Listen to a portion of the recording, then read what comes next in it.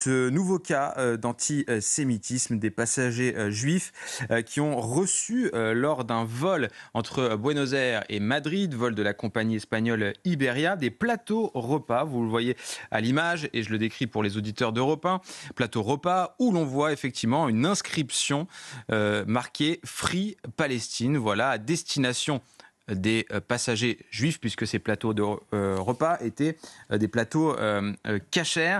La compagnie aérienne Iberia a communiqué. On va découvrir bien sûr la réaction de la compagnie espagnole qui, effectivement, confirme que ces plateaux repas ont bien été distribués à ces passagers juifs. De tels comportements sont inacceptables et contraires aux valeurs de respect et d'inclusion qui constituent une part essentielle de l'identité. Et puis, autre propos tenu dans ce communiqué par la compagnie espagnole Iberia, qui fait partie d'ailleurs du même groupe que Vueling. Et si je vous dis ça, c'est pas pour rien, on en reparlera tout à l'heure. L'équipage d'Iberia a documenté les événements et s'est impliqué pour répondre aux préoccupations des passagers concernés. Le commandant est venu personnellement leur présenter des excuses au nom de la compagnie. Alors si je vous dis effectivement que la compagnie Vueling fait partie du même groupe que la compagnie Iberia, c'est parce qu'on a encore en mémoire cette affaire récente de ces enfants de confession juive, cinquantaine d'enfants expulsés d'un vol de la compagnie Vueling, compagnie elle aussi espagnole, vol entre Valence et Paris. Voilà, des enfants français. Encore, Julien Drey, j'ai envie de dire, encore une affaire d'antisémitisme, mais encore une affaire qui concerne une compagnie aérienne espagnole. Moi, déjà, là, le commandant de bord, il a servi à quelque chose. Oui. À l'inverse de Il est venu ce qui s'est s'excuser. passé avec Vueling. Bon, après, il n'est pas forcément responsable du comportement de tel ou tel employé qui, de manière détournée, a inscrit les choses. Après, ça renvoie certainement aussi à un climat qui existe en Espagne. Aujourd'hui, on sait que l'Espagne est le pays où les actes antisémites ont le plus progressé, augmenté, où la dénonciation de ce qu'on appelle le génocide est devenue je dirais, une référence pour l'ensemble des responsables gouvernementaux espagnols. Donc, l'un va avec l'autre. Je ne crois pas qu'on puisse séparer ces actes en les présentant simplement comme des actes isolés au regard de tout le contexte dans lequel évolue la société espagnole concernant le conflit depuis le 7 octobre. Oui, un climat d'antisémitisme effectivement en Espagne. Et puis on rappelle aussi que le gouvernement en place effectivement a été l'un des tout premiers à vouloir reconnaître l'État palestinien. Et ces affaires qui concernent les compagnies espagnoles ne sont pas les seules affaires en Espagne, puisque on a aussi en mémoire un client d'un restaurant du côté de Vigo en Galice qui a été expulsé parce que juif d'un restaurant. Arnaud Klarsfeld. Oui, il y a une forme de climat d'affaires Dreyfus qui se répand sur l'Europe de l'Ouest, pas de l'Est, mais de l'Ouest. Avant, c'était la race et la religion. Maintenant, c'est la haine d'Israël qui est le ferment ou le ciment de cet antisémitisme. L'antisémitisme mute. Je rappelle souvent que en 1917, ce sont les Allemands qui ont libéré les Juifs des pogroms russes et que 20 ans plus tard, ou 30, 25 ans plus tard, sont les Russes qui ont libéré les Juifs des pogroms de la solution finale allemande. Et là, aujourd'hui, l'antisémitisme a muté. Il est à l'extrême gauche, bien que l'extrême gauche ait toujours été antisémite, mais elle se répand de plus en plus derrière un voile qui est un voile diaphane d'antisionisme. Il n'y a pas de programme de communication ni de chaîne YouTube qui soit vraiment capable d'endiguer cela. Il faut que l'État d'Israël reste fort et il faut s'unir contre les islamistes et l'extrême gauche qui répandent cet antisémitisme et faire comprendre à ceux qui sont dans le marais, comme on appelle ça en politique, que Israël défend quand même la civilisation occidentale et que l'islamisme occidental qui pourrait se répandre sur Israël, il se répandrait après sur toute l'Europe occidentale. Je suis sûr qu'à l'extrême gauche, il y a des gens sincères et qui voient que la population palestinienne souffre, qui voient les enfants pas toujours amaigris parce qu'il y a des fausses photos, mais en tous les cas, il est sûr que s'il y a 25 000 civils palestiniens qui ont été tués, il doit y avoir 15 000 enfants, et que les enfants qui cherchent leurs parents sous les débris, ça fait pleurer tous ceux qui le regardent, mais ils ne se demandent jamais à qui la faute.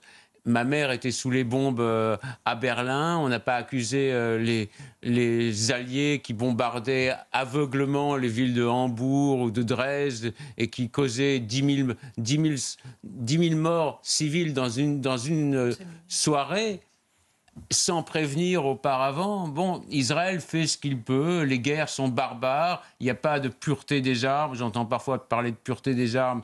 J'étais dans l'armée, il n'y a pas de pureté des armes, mais Israël fait ce qu'il peut. C'est un tout petit pays. Il y a un océan puissant qui lui est hostile à côté. Je ne peux que répéter tant de fois que possible ces arguments qui sont quand même raisonnables, mais il y a une hostilité de l'extrême gauche envers Israël. Et je le regrette. On se met effectivement à la place de ces passagers qui sont tranquillement dans un avion. Alors je ne sais pas si c'était un vol d'affaires ou pour les vacances, mais effectivement, de ces passagers de confession juive qui demandent un plateau repas cachère, tout ce qui est de plus normal, et qui reçoivent effectivement ce message qui leur est clairement destiné. Il n'y a pas d'équivoque là-dessus. Free Palestine, on se dit effectivement, même quand on est dans un avion, quand on vole tranquillement et qu'on est assis dans un avion, on peut se voir adresser ce genre de message antisémite, Ophélie. Oui, puis c'est... En plus, ça pose des vrais soucis, moi, je trouve, sur la sécurité. C'est-à-dire que là, on se dit, les gens... Enfin, honnêtement, j'aurais été à la place ou des passagers qui ont reçu ça, je n'aurais pas mangé le plat. Enfin, je veux dire, parce que... On ne sait pas ce qu'il y a dedans. On se dit, est-ce qu'il n'y a pas eu un truc, un coup de seringue s'est vite mis à l'intérieur, une saloperie, ne serait-ce qu'un crachat. Enfin, je veux dire, c'est... Moi, ce qui me pose problème, c'est de voir qu'on a des compagnies en plus qui nous demandent toujours davantage en tant qu'usagers pour passer des systèmes de sécurité. Et là, on a l'impression que la menace, elle vient du personnel navigant. Enfin, ce qui est quand même à chaque fois le cas. C'est-à-dire quand il y a eu ce problème, je crois que c'était à Roissy-Charles de Gaulle, où quelqu'un qui travaillait dans l'aéroport avait commencé à dire Free Palestine. Après, il y a un commandant de bord qui fait débarquer des enfants. Après, là, il y a des membres visiblement d'équipage. On ne sait pas si c'est des membres d'équipage. Alors, quand je dis équipage, au sens si c'est la société qui prépare les repas, bien sûr. Mais même si c'est la société qui prépare pour les avions, en tout cas, ça veut dire qu'ils arrivent à mettre des choses différentes. Donc, qui vous dit qu'un jour, il n'y aurait pas des bombes là-dedans? On ne sait pas. Le problème, c'est que, comme là, on voit qu'il y a des failles de sécurité et que là, pour l'instant, en effet, on peut se dire c'est peut-être simplement un simple, entre guillemets, tag, mais déjà, il est déplaisant à recevoir. Enfin, ces gens-là n'ont rien demandé à personne.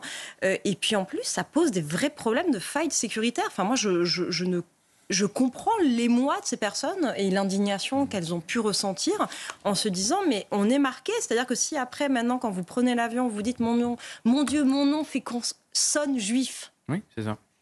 Alors, ou parce que ça sonne juif. Donc peut-être que si ça sonne juif, c'est que je suis juif et que mais c'est horrible en fait. C'est demander dans ce cas-là directement aux gens de revenir avec une étoile. Enfin, je veux dire, on a le sentiment de plus en plus qu'on veut à tout prix démarquer de la société ceux qui sont ou pourraient être juifs. Et moi, je trouve ça complètement catastrophique. Julien Drey, il y a une faille pour vous, il y a une faille de sécurité à ce niveau-là? Il y a certainement... on ne va pas charger la compagnie, puisque au moins là, elle a tout de suite assumé la faute. Le commandant de bord, visiblement, est intervenu. Donc on ne va pas...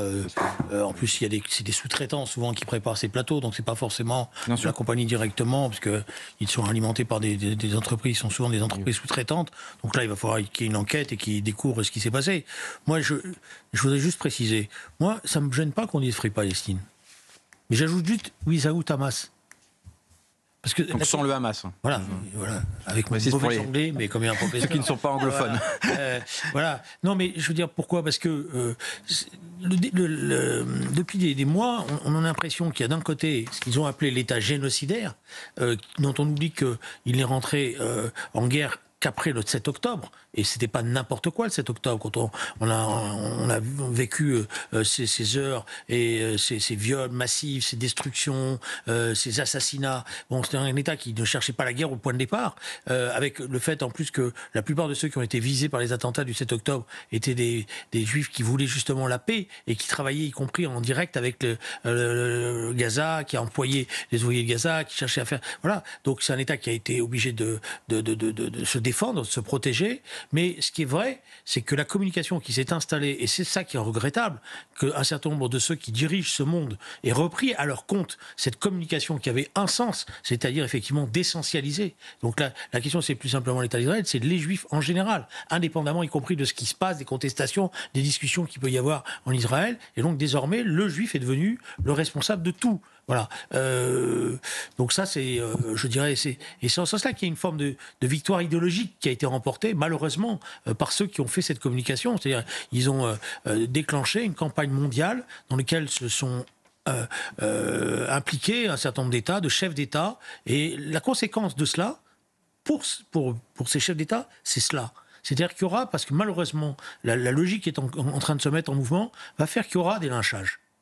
Je suis à peu près certain qu'en Europe, dans les semaines à venir, dans les mois à venir, il y aura des gens qui vont aller jusqu'au bout, parce qu'ils tireront la conséquence. Vous êtes des génocidaires, vous assassinez des bébés, vous affamez les populations, eh bien, vous êtes insupportables. Et c'est ça, oui, ils en porteront une part de responsabilité, avec, et je finis, je m'excuse d'avoir été un peu long. Non, mais pas du tout, Julien. Avec ce qui est encore plus désagréable, avant de venir, je regardais, la communication qui est en ce moment en train de s'installer, qui est complètement contradictoire. C'est-à-dire, vous avez tous les États qui commencent à multiplier des déclarations sur la famine en disant, alors c'est le moment où on distribue le plus de camions, de largage, qu'on nous explique qu'il y a encore plus de famine. Et tout ça pourquoi ? Parce que la bataille politique est engagée, parce que c'est une bataille politique. La bataille politique, c'est comment le Hamas essaye de sauver son pouvoir à Gaza. Et la seule arme qui lui reste, c'est l'arme alimentaire. Et l'erreur que commettent un certain nombre d'États, c'est de tomber dans ce piège. Ça ne veut pas dire qu'il n'y a pas les problèmes d'alimentation, ça ne veut pas dire qu'il ne faut pas faire des couloirs alimentaires, etc. Mais ce n'est pas vrai que la réalité des choses, comme l'ont fait d'ailleurs remarquer certains internautes, disant quand on a vu les bras des bourreaux qui des vidéos qui nourrissaient on n'a pas l'impression que la famille était partagée de la même manière. Oui, effectivement, les bras n'étaient pas aussi amaigris que ceux des otages israéliens, mais là vous avez raison d'ailleurs, Julien, effectivement, c'est qu'une reconnaissance d'un État palestinien sans la libération des otages et avec le Hamas qui reste au pouvoir, effectivement ça peut faire en sorte que ce genre d'actes et ces inscriptions Free Palestine qui... Et vous avez raison aussi de le souligner, c'est pas une insulte que de dire Free Palestine, mais aujourd'hui, malheureusement, avec le temps, dire Free Palestine à un individu de confession juive, c'est effectivement presque devenu une insulte en fait. Une provocation. 2 secondes parce il a titillé, donc Julien, il me cherchait. Julien Drey. Moi, j'étais militant d'extrême gauche, je me suis battu et je me bats toujours pour la création d'un État palestinien parce que je pensais que c'était légitime. D'ailleurs, c'était d'autant plus légitime que dès 1948, dans la résolution de l'ONU, il y avait la création d'un État d'Israël et d'un État palestinien. Et ceux qui ont refusé, c'est la Ligue arabe qui a déclenché la guerre contre l'État d'Israël et qui a enclenché la situation dans laquelle on se trouve. Donc moi, j'ai toujours milité pour cet État palestinien. La seule chose que je sais, par contre, dans l'histoire, c'est ceux qui ont refusé cet État palestinien. Alors qu'à de multiples reprises, c'était possible. Ils auraient pu avoir leur État. Alors l'homme qui titille, Arnaud Klarsfeld, allez-y. Je le connais plus. On laisse terminer Julien Drey, puis vous répondez. Ils auraient pu avoir leur État en 48, ils auraient pu avoir leur État en 67, ils auraient pu avoir leur État au moment de Barak qui avait proposé Gaza et toute la Cisjordanie, Jérusalem-Est comme capitale, mais ils voulaient le retour des réfugiés, ce qui aurait fait d'Israël un État avec une minorité juive. Donc on peut se douter ce qui serait arrivé des Juifs en Israël s'il y avait une majorité. Je prends date, vous allez voir, puisque maintenant on a un rendez-vous. Le rendez-vous, c'est le 20 septembre.